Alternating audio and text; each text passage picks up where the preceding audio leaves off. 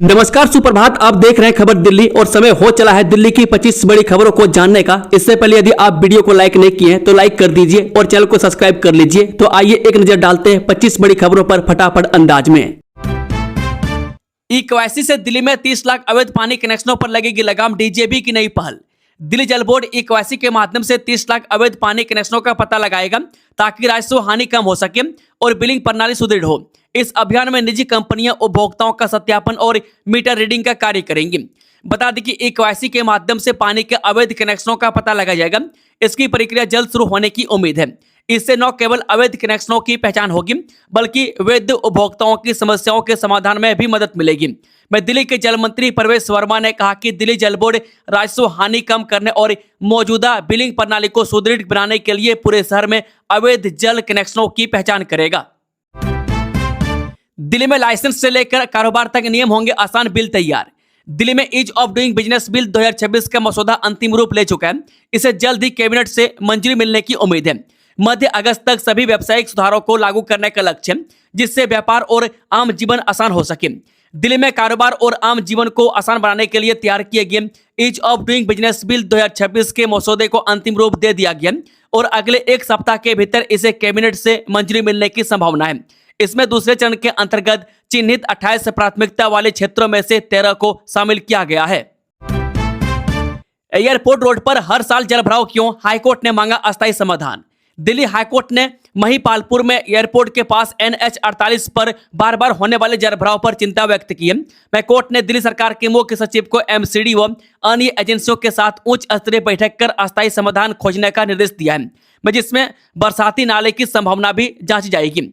महिपालपुर में एयरपोर्ट के पास राष्ट्रीय राजमार्ग 48 पर बार बार होने वाले जलभराव के मामले पर चिंता व्यक्त करते हुए दिल्ली हाईकोर्ट ने उच्च स्तरीय बैठक करने का आदेश दिया। मामले से जुड़ी एक याचिका पर न्यायमूर्ति प्रतिभा M सिंह व न्यायमूर्ति मनमीत प्रीतम सिंह अरोड़ा की पीठ ने दिल्ली सरकार के मुख्य सचिव को MCD सहित अन्य एजेंसियों व हितधारकों के साथ 3 अगस्त से 7 अगस्त के बीच बैठक करने का निर्देश दिया। कॉकरोच जनता पार्टी प्रोटेस्ट में शामिल प्रदर्शनकारियों को दिल्ली सरकार से राहत, अपराधियों पर होगा एक्शन। कॉकरोच जनता पार्टी के प्रदर्शन में शामिल लोगों के लिए एक बड़ी राहत की बात है कि दिल्ली सरकार ने तय किया है कि उनके खिलाफ कोई कानूनी कार्रवाई नहीं की जाएगी। सरकार ने साफ किया है कि इस मामले को बंद माना जाएगा और भविष्य में इस आधार पर कोई नई कार्रवाई शुरू नहीं की जाएगी। हालांकि सरकार ने यह भी साफ कर दिया है कि यह राहत आपराधिक रिकॉर्ड वाले लोगों पर लागू नहीं होगी। ऐसे मामलों में भारत के सुप्रीम कोर्ट के निर्देशों के अनुसार कार्रवाई की जाएगी। इंदौर, सूरत और अयोध्या जाने वाले यात्रियों को मिलेगी राहत, स्पेशल ट्रेनों के फेरे बढ़ाए गए। गर्मी की छुट्टियां समाप्त होने के बाद भी ट्रेनों में भीड़ कम नहीं हो रही है। यात्रियों को टिकट लेने में परेशानी हो रही है। कई ट्रेनों में लंबी प्रतीक्षा सूची है। इसे ध्यान में रखकर कई स्पेशल ट्रेनों के फेरे बढ़ाए जा रहे हैं। इसी कड़ी में हजरत निजामुद्दीन इंदौर स्पेशल ट्रेन और Udhna Ayodhya cantt special train के फेरे बढ़ाने का निर्णय लिया गया। सप्ताह में 2 दिन चलने वाली इंदौर हजरत निजामुद्दीन स्पेशल ट्रेन 31 जुलाई तक चलनी थी। अब यह 30 अगस्त तक प्रत्येक शुक्रवार और सोमवार को चलेगी। वापसी दिशा में हजरत निजामुद्दीन इंदौर स्पेशल 31 अगस्त तक प्रत्येक शनिवार व सोमवार को चलेगी। नीट यूजी काउंसलिंग में बड़ा सुधार, अब सिर्फ एक बार जाना होगा कॉलेज, बाकी प्रक्रिया होगी ऑनलाइन। नीट यूजी काउंसलिंग में सुधार के लिए केंद्र सरकार ने एक कदम और बढ़ाया है, जिससे अभ्यर्थियों को आसानी होगी। नए प्रावधान के अनुसार अब अभ्यर्थियों को आवंटित मेडिकल कॉलेजों में बार बार जाने की जरूरत नहीं पड़ेगी। पहले या दूसरे राउंड में सीट अलॉट होने वाले अभ्यर्थी अब आगे की रिपोर्टिंग और दस्तावेज सत्यापन ऑनलाइन पूरा कर सकते हैं। सावन के पहले दिन दिल्ली में मंदिरों में उमड़ी शिव भक्तों की भीड़, जलाभिषेक के लिए विशेष इंतजाम। सावन के पहले दिन दिल्ली के प्रमुख शिवालयों में शिव भक्तों की भारी भीड़ उमड़ रही है, जहां वे जलाभिषेक और पूजा अर्चना कर रहे हैं। मंदिरों को आकर्षक ढंग से सजाया गया और सुरक्षा व स्वच्छता के विशेष इंतजाम किए गए हैं। कांवड़ यात्रा के लिए दिल्ली में ट्रैफिक प्लान तैयार, 9 से 12 अगस्त तक कई कांवड़ मार्गों पर रहेगा ट्रैफिक डायवर्जन। कांवड़ यात्रा की तैयारियों का जायजा लेने के लिए दिल्ली यातायात पुलिस के अधिकारी बुधवार को सड़कों पर उतरे। यातायात पुलिस के विशेष आयुक्त मनीष अग्रवाल व अतिरिक्त पुलिस आयुक्त विजयंता आर्या व पूर्वी रेंज के जिला पुलिस उपायुक्त के रमेश ने कांवड़ मार्ग का निरीक्षण किया। गाजीपुर से लेकर अफसरा बॉर्डर तक अधिकारियों ने निरीक्षण किया। इसके साथ ही जगह जगह बन लग रहे कावड़ शिविरों का भी निरीक्षण किया। अधिकारियों ने दावा किया कि कावड़ यात्रा के दौरान ट्रैफिक सुचारू चले, इसकी पूरी तैयारी कर ली गई है। अधिकारियों ने बताया कि सड़कों पर जाम न लगे व कावड़ियों को किसी तरह की परेशानी न हो, इसके लिए विशेष योजना बनाई गई है। इसी संबंध में 9 अगस्त से कई कावड़ मार्गों पर ट्रैफिक डायवर्जन रहेगा। इस शाहदरा के बुलाकीदास आयुष्मान आरोग्य मंदिर में बंदर का आतंक, 10 दिन में 10 लोगों को काटने का दावा। इस शाहदरा के बुलाकीदास आयुष्मान आरोग्य मंदिर में बंदरों का आतंक बढ़ गया, जिससे मरीज, तीमारदार और कर्मचारी परेशान हैं। पिछले 10 दिनों में 10 लोगों को बंदरों ने काटा है, जिसके बाद अस्पताल प्रशासन ने HMCD से अस्थायी समाधान की मांग की है। सेंट स्टीफन्स के ड्रेस कोड पर NSUI का विरोध, आदेश वापस लेने की मांग। NSUI ने सेंट स्टीफन्स कॉलेज द्वारा छात्रों के शर्ट पहनने पर लगाए गए प्रतिबंध का कड़ा विरोध किया। संगठन ने इसे व्यक्तिगत स्वतंत्रता और संवैधानिक अधिकारों का अवहेलना बताते हुए तत्काल आदेश वापस लेने की मांग की है। 13 साल से कम उम्र के बच्चों के लिए सोशल मीडिया पर प्रतिबंध की मांग, दिल्ली हाईकोर्ट में याचिका दायर। दिल्ली हाईकोर्ट में 13 साल से कम उम्र के बच्चों के लिए इंटरनेट मीडिया प्रतिबंधित करने की मांग वाली जनहित याचिका दायर की गई है। याचिका में बच्चों को अनुचित सामग्री और डिजिटल लत से बचाने के लिए देशव्यापी नियम बनाने की अपील की गई है। बाहरी दिल्ली में बारिश के 24 घंटे बाद भी जलभराव, जनजीवन अस्त व्यस्त, स्कूलों में भरा पानी। वर्षा रुकने के 24 घंटे बाद भी बाहरी दिल्ली के किराड़ी, मुबारकपुर, डबास और निठारी जैसे इलाकों में जलभराव की गंभीर स्थिति बनी हुई है। स्कूलों, डिस्पेंसरियों और घरों में पानी घुसने से जनजीवन अस्त व्यस्त है। हालांकि पानी निकालने के लिए पंप लगाए गए हैं। वर्षा रुकने के 24 घंटे बाद भी जगह जगह जलभराव की स्थिति देखने को मिल रही है। किराड़ी में स्कूलों, डिस्पेंसरियों, कॉलोनियों व सड़कों पर पानी भरा हुआ है। पानी के निकास के लिए पंप लगाए गए। मंगलवार को हुई वर्षा के बाद सूरत, बिहार, इंद्र इनक्लेव व शर्मा कॉलोनी में पानी भर गया। दिल्ली के केशवपुरम में सनसनी, जिम में महिला सहकर्मी के सिर में गोली मारकर हत्या, आरोपी फरार। दिल्ली के केशवपुरम स्थित एक जिम में 24 वर्षीय महिला कर्मचारी ज्योति की उसके सहकर्मी सौरभ ने गोली मारकर हत्या कर दी। पुलिस एक तरफा प्यार के एंगल से जांच कर रही है और फरार आरोपी सौरभ की तलाश में जुटी है। ह्यूमन पेपोलिमा वायरस वैक्सीन पर रोक से दिल्ली हाईकोर्ट का इनकार, किशोरियों के टीकाकरण पर कहा तत्काल नुकसान का कोई सबूत नहीं। दिल्ली हाईकोर्ट ने किशोरियों को HPV वैक्सीन दिए जाने पर रोक लगाने से इनकार कर दिया।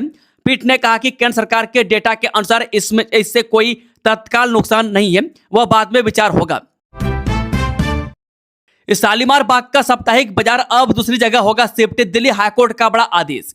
शालीमार बाग के BH ब्लॉक में लगने वाले सोमवार के साप्ताहिक बाजार को दूसरी जगह स्थानांतरित करने का दिल्ली हाईकोर्ट ने MCD को निर्देश दिया। न्यायमूर्ति प्रतिभा M सिंह व न्यायमूर्ति विकास महाजन की पीठ ने कहा कि सड़क किनारे सामान बेचने वाले स्ट्रीट वेंडर्स को अपनी आजीविका कमाने का अधिकार है। मैं कोर्ट ने यह भी कहा कि अधिकार स्थानीय निवासियों के शांतिपूर्ण जीवन जीने और भारी भीड़ भाड़ व असुविधा से मुक्त रहने के अधिकार के साथ साथ तालमेल बिठाकर ही इस्तेमाल किया जाना चाहिए। इसके साथ ही पीठ ने बाजार को केला गोदाम रोड पर स्थानांतरित करने के MCD के प्रस्ताव को मंजूरी दे दी। यमुना में गंदा पानी रोकने की तैयारी तेज, 4500 करोड़ की परियोजनाओं को मंजूरी। यमुना को प्रदूषण मुक्त करने के लिए दिल्ली जल बोर्ड ने 4500 करोड़ रुपए की परियोजनाओं को मंजूरी दे दी है। इसके तहत पुराने सीवेज उपचार संयंत्रों का उन्नयन और 29 नए विकेंद्रीकृत सीवेज उपचार संयंत्र स्थापित किए जाएंगे, जिससे शोधन क्षमता 1041 MGD हो जाएगी। इनके लिए भूमि की पहचान सहित अन्य औपचारिकताएं पूरी कर ली गई है। इनके बनने के बाद सीवेज उपचार क्षमता 814 मिलियन गैलन प्रतिदिन यानी कि MGD से बढ़कर 1041 MGD हो जाएगी। नए DSTP निर्माण सहित यमुना को साफ करने के लिए 4500 करोड़ रुपए की परियोजनाओं को दिल्ली जल बोर्ड ने स्वीकृति दी है। अब शाम के अंधेरे में नहीं बचेंगे पराली जलाने वाले, CAQM ने 4 राज्यों को दिए सख्त निर्देश। वायु गुणवत्ता प्रबंधन आयोग ने दिल्ली NCR में पराली जलाने से रोकने के लिए पड़ोसी राज्यों को ड्रोन निगरानी के निर्देश दिए। यह कदम देर शाम पराली जलाने की घटनाओं पर लगाम लगाने और दोषियों पर कार्रवाई के लिए उठाया गया है। दिल्ली के सरकारी हॉस्पिटलों में समय से पहले बंद नहीं होंगे OPD और दवा काउंटर, स्वास्थ्य मंत्री की सख्त चेतावनी। दिल्ली सरकार के हॉस्पिटलों में समय से पहले OPD और दवा काउंटर बंद करने पर अब कड़ी कार्रवाई होगी। मैं स्वास्थ्य मंत्री डॉक्टर पंकज सिंह ने बैठक में दवाओं की उपलब्धता, मानसून तैयारियों और आपातकालीन सेवाओं की समीक्षा की। उन्होंने स्पष्ट निर्देश दिए कि निर्धारित समय से पहले ओपीडी या दवा काउंटर बंद करने की शिकायत किसी भी हाल में बर्दाश्त नहीं की जाएगी। कहा कि मरीजों को तय समय तक उपचार और दवा मिलना हर हॉस्पिटल की जिम्मेदारी है। पर मंडरा रहा बाढ़ का खतरा, उफान पर यमुना नदी 20 फीट तक बढ़ा जलस्तर। दिल्ली में मानसून का समय चल रहा है और राजधानी दिल्ली में बीते कई दिनों से रुक रुक कर बारिश हो रही है। वहीं अब दिल्ली के कालिंदी कुंज यमुना नदी में बारिश के दौरान अब जल स्तर में बढ़ोतरी देखी जा रही है। जहां यमुना के पानी में तकरीबन 20 फीट पानी बढ़ गया, तो वहीं इस दौरान यमुना का पानी तेज धार के साथ बहता हुआ दिखाई दे रहा है। दिल्ली में यमुना 15 जुलाई से पहले सूखी हुई थी। यमुना का एक छोर दिल्ली का है तो वहीं दूसरा छोर नोएडा का है, जिसे पैदल ही पार किया जा रहा था। वहीं यमुना अब पानी से लबालब भरी हुई है।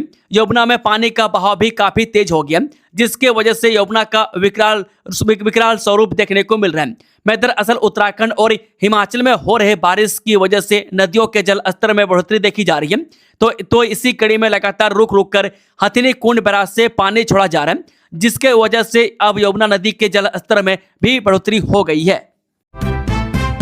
एमसीडी और ऑयल इंडिया लिमिटेड के बीच हुआ ऐतिहासिक समझौता, तहखंड और ओखला में लगेंगे बायोगैस प्लांट। राजधानी दिल्ली को स्वच्छ, हरा भरा और कचरे के ढेरों से मुक्त बनाने की दिशा में दिल्ली सरकार ने एक और बड़ा निर्णायक कदम उठाया है। सीएम रेखा गुप्ता के नेतृत्व में वेस्ट टू वेल्थ की अवधारणा को साकार करते हुए नगर निगम और ऑयल इंडिया लिमिटेड के बीच समझौता ज्ञापन पर हस्ताक्षर किए गए। इस समझौते के तहत राजधानी के तहखंड और ओखला क्षेत्रों में अत्याधुनिक कंप्रेस्ड बायोगैस प्लांट स्थापित किए जाएंगे। दिल्ली में यूथ कांग्रेस कार्यकर्ताओं का जोरदार प्रदर्शन, गृह मंत्री अमित शाह के इस्तीफे की मांग। जंतर मंतर पर हुए कॉकरोच जनता पार्टी के प्रदर्शन के दौरान 20 जुलाई को छात्रों में हुए लाठीचार्ज के विरोध में आज भारतीय युवा कांग्रेस ने रायसीना रोड पर गृह मंत्री अमित शाह के खिलाफ प्रदर्शन किया। यूथ कांग्रेस के कार्यालय रायसीना रोड से जंतर मंतर तक यूथ कांग्रेस के राष्ट्रीय अध्यक्ष उदय भानु चिब के नेतृत्व में कार्यकर्ताओं ने मार्च निकाल करके केंद्रीय मंत्री अमित शाह का इस्तीफा मांगा। इस दौरान उदय भानु चिब ने कहा कि नीट पेपर लीक को लेकर छात्रों पर अमित शाह के इशारे पर दिल्ली पुलिस ने बर्बरतापूर्वक लाठीचार्ज किया। उन पर पेलेट गन से गोली दागी गई। इससे कई छात्र घायल हुए। उनको काफी दिन तक हॉस्पिटल में भी भर्ती रहना पड़ा। वहीं बिहार में AK-47 से भी गोलियां चलाई गई। अब यह सब तस्वीरों में सामने आया है, इसलिए हम केंद्रीय मंत्री अमित शाह से तुरंत इस्तीफा देने की मांग करते हैं। जिस तरह से पेपर लीक को लेकर शिक्षा मंत्री धर्मेंद्र प्रधान की जवाबदेही मांगी गई और उनका इस्तीफा लिया गया, उसी तरीके से लाठीचार्ज को लेकर गृह मंत्री अमित शाह को भी इस्तीफा देना चाहिए। AI ने भड़काई जंतर मंतर की हिंसा, प्रदर्शनकारियों ने सुरक्षा बलों से टकराव की तैयारी के लिए इस्तेमाल किए AI टूल्स। राजधानी दिल्ली के जंतर मंतर पर कॉकरोच जनता पार्टी की अगुवाई में हुए चलो संसद के दौरान हुई हिंसा को लेकर दिल्ली पुलिस फुल एक्शन में नजर आ रही है। जहां पुलिस लगातार उपद्रवियों की क्राइम कुंडली निकालने में लगी है, वहीं पुलिस जांच में कुछ चौंकाने वाली चीजें सामने आई है। रोहिणी में एनकाउंटर के बाद हिमांशु भाऊ गैंग के 2 शूटर गिरफ्तार, दिल्ली पुलिस क्राइम ब्रांच की बड़ी कार्रवाई। दिल्ली पुलिस की क्राइम ब्रांच ने बीती रात रोहिणी में एनकाउंटर के बाद नाबालिग समेत 2 आरोपियों को पकड़ा है। वह दोनों विदेश में बैठे कुख्यात हिमांशु भाऊ से जुड़े हैं। वह दोनों हाल ही में दिल्ली के पुट खुर्द इलाके में हुए जोगिंदर डबास हत्याकांड में भी शामिल थे। बता दें कि सुबह खबर लिखे जाने तक आरोपियों से पूछताछ की जा रही थी। पुलिस गैंग और वारदात में शामिल बाकी आरोपियों का पता लगाने का प्रयास कर रही है। महिला के प्राइवेट पार्ट पर डंडा मारने वाले इंस्पेक्टर पर अभी कोई एक्शन नहीं, मंडावली थाने में तैनात हैं इंस्पेक्टर। जंतर मंतर पर कॉकरोच जनता पार्टी के बैनर तले हुए जेएनजी प्रदर्शन के दौरान सोशल मीडिया पर विलेन बने दिल्ली पुलिस के इंस्पेक्टर की पहचान हो गई है। वह इंस्पेक्टर नवीन राठी है, जो मंडावली थाने में बतौर ब्रावो तैनात है। सोशल मीडिया पर उन्हें महिला के प्राइवेट पार्ट पर डंडा मारने के चलते अलग अलग नाम दे दिए गए। लगातार उनके खिलाफ सख्त एक्शन की मांग की जा रही है, लेकिन आज सुबह खबर लिखे जाने तक इंस्पेक्टर के खिलाफ कोई एक्शन नहीं हुआ था। दिल्ली में 24 घंटे में 3 मर्डर से दहशत, किसी को चाकू से गोदा तो कहीं सिर में मार दी गोली। दिल्ली में क्राइम आउट ऑफ कंट्रोल हो गया। ताजा खबर दिल्ली के अशोक विहार से आई है, जहां युवक की चाकू मारकर हत्या कर दी गई है। 24 घंटे में दिल्ली में यह तीसरी वारदात है। इससे पहले केशवपुरम में लड़की की गोली मारकर मौत के घाट उतार दिया गया था। तो वहीं उत्तर पूर्वी दिल्ली में 17 साल के नाबालिग लड़के को चाकू घोंपकर मार डाला गया। इन हत्याओं के बाद से दिल्ली के अलग अलग इलाकों में दहशत है। एक देश एक चुनाव बिल मानसून सत्र में नहीं होगा पेश, अब जेपीसी शीतकालीन सत्र तक सौंपेगी रिपोर्ट। संसद के मौजूदा मानसून सत्र के दौरान एक देश एक चुनाव से जुड़ा बिल पेश नहीं किया जाएगा। बिल पेश नहीं होने पर इस पर चर्चा भी नहीं होगी। इस विधेयक की जांच के लिए गठित संयुक्त संसदीय समिति का कार्यकाल बढ़ा दिया गया। अब समिति को अपनी रिपोर्ट संसद के शीतकालीन सत्र के अंतिम सप्ताह के पहले दिन तक सौंपनी होगी। बता दें कि जेपीसी की कार्यकाल बढ़ाए जाने के बाद अब स्थिति स्पष्ट हो गई है कि समिति अपनी रिपोर्ट मौजूदा सत्र के दौरान पेश नहीं करेगी। ऐसे में एक देश एक चुनाव विधेयक पर आगे की प्रक्रिया अब शीतकालीन सत्र में रिपोर्ट आने के बाद ही आगे बढ़ने की संभावना है। कांग्रेस जनता पार्टी प्रोटेस्ट में पीएम मोदी को गंदी गंदी गालियां देने वाली लड़की पर हुई एफआईआर, परिवार सहित युवती फरार। दिल्ली के जंतर मंतर पर कांग्रेस जनता पार्टी के बैनर तले हुए छात्र आंदोलन में जैन जी ने बढ़ चढ़कर हिस्सा लिया था। इस आंदोलन में शामिल युवाओं द्वारा तीखे व्यंग करने वाले पोस्टर से लेकर नारों की भरमार थी। लेकिन इसी बीच कई युवाओं द्वारा पीएम समेत अन्य लोगों को बेहद गंदी गंदी गालियां भी दी गई थी। इस प्रोटेस्ट में आई एक लड़की का वीडियो खूब वायरल हुआ था, जिसमें वह पीएम मोदी को गंदी गंदी गालियां दे रही थी। अब नोएडा पुलिस ने लड़की के खिलाफ एफआईआर दर्ज की है। वीडियो इतनी अपशब्दों से भरी है कि लाइव हिंदुस्तान को म्यूट करना पड़ा। भोजशाला के पास ही होगी नमाज, सुप्रीम कोर्ट ने मानी मुस्लिम समुदाय की मांग, आवंटित किए बेहद करीब वाली जगह। सुप्रीम कोर्ट ने धार में स्थित विवादित भोजशाला परिसर से सटी दरगाह की जमीन पर मुस्लिम समुदाय के लोगों को अस्थायी तौर पर जुम्मे की नमाज अदा करने की इजाजत दे दी है।